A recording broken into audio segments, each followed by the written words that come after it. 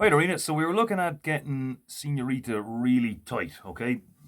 And getting some of those fancier chords in there as well, right? So first of all, what I'm going to do is I'm going to play the melody twice back to back at 105 BPM, 105 beats per minute, okay? So that's fairly slow. It's not too slow now, but it's fairly slow. Now, if you listen to this, right, and you think, well, I can already play it that fast, so you might as well play along with the real thing. Don't just yet, right? Because what I want you to do is play along with what I'm about to do, and I want every note to be exactly where it needs to be, right? So that's the whole point of playing it a bit slower, okay? So you get all of that stuff right, get the rhythm of it exactly perfect. You know what I mean?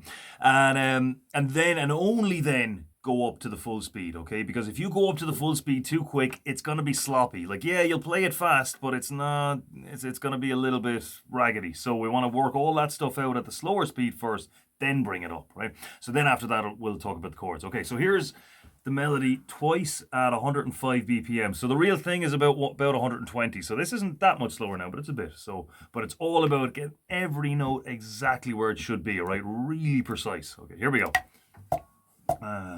One, two, three, four.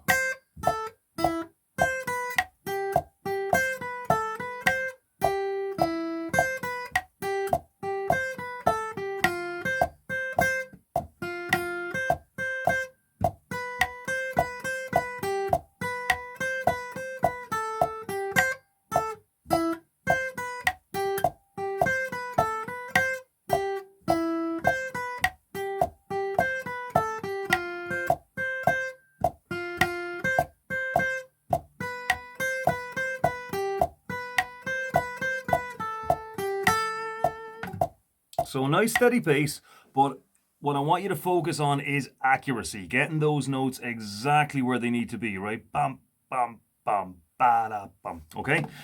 So, and after you've done that a couple of times, then see what it's like going up to the real thing. Now, we're going from 105 BPM, which is what that was, to 100, about 120, 125 BPM is what the real thing is, right? So that's still a pretty big jump. That's nearly a 20% jump in speed, okay? So bit by bit by bit as well. And we'll talk about using a metronome more and more and more as well, because it is a really good practice tool. Okay, so the chords then. Now, so I'll talk about the chords for themselves first and then how we're going to play them, right? So instead of A minor, we've got A minor 7. So that's leaving the G string open, right? So you're taking your third finger away and leaving the G string open. But what you're really doing is putting a G note into the chord, right? And a G note, 1, 2, 3, 4, 5, 6, 7. Open G string there is the 7th, right? So that's why it's A minor 7, okay? Next chord, instead of C, we're going to use C major 7. Okay, C major 7 just means it's a higher 7th, okay? We'll talk about that stuff more later, right? So in the C major scale, it's 1, 2, 3, 4, 5, 6, 7. But practically all we're doing is playing C without the first finger, that's all.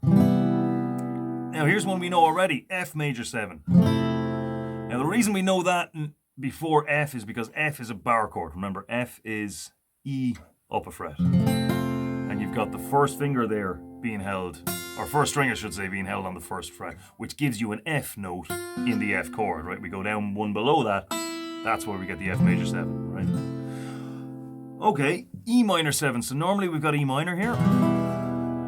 So there's the 8th of the chord there, the open E string, right? The 8th, the octave, right? The note that has the same name as the chord, right? So we want to take that down by 2 frets. But it's already open, so we can't take it down any further, right? So what we do is we take that note, play it here, 5th fret on the next string up, and take that down by 2 frets, put the rest of the chord on, and there's E minor 7.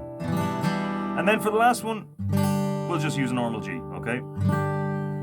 Now you could, if you want, use a G7, right? So there's G, third finger up to the same fret on the D string, little finger where that was. Okay? Right, so now the style, we're going to go.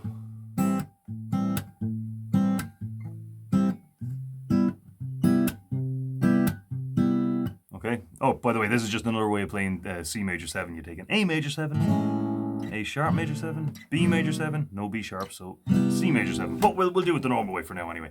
Okay, so we're going bum.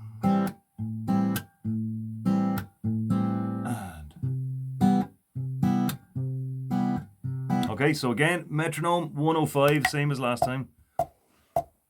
And you've got the chords there, so here we go. 1, 2, 3, 4. Let's try again. And a 1, 2, 3, 4.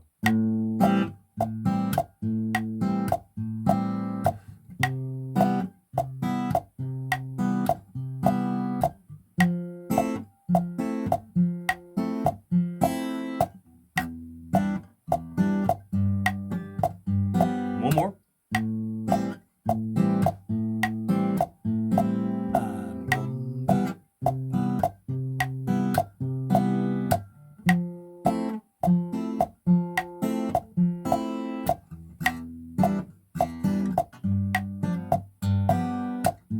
Okay, so what we're doing there is thumb on the bass note. Now, what is the bass note? It depends on the chord, right? So A, you've got an A note in the bass. For C, A sharp, B, C note in the bass. So both of those 5th string. Now, for the F one, right? Remember we play F major 7 like this, but here's the problem, right? As we said last time, that's a C note, so that's not the bass note, right? So this is the one we want. 3rd fret on the D string. D sharp, E, no E sharp, straight to F, okay? Now, you can also get your thumb, wrap it around on the 1st fret here on the 6th string. That'll give you an F note, right? But if you don't want to do that, just use the 4th string. That's nothing wrong with that. Then E minor, 6th string. G, also 6th string. All right?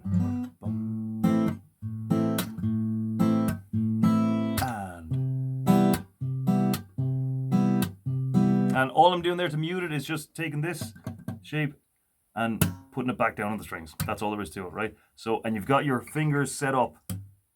4th string, 3rd string, 2nd string, 1st string. And you're just plucking like that. Small little movements, keep them tight, okay? So, see how you get on with all that and do it a good few times, okay? So remember, this kind of practice only works, you know, the metronome thing and all that, it only works when you really do it to death, okay? So repetition. All right, I'll see you next time.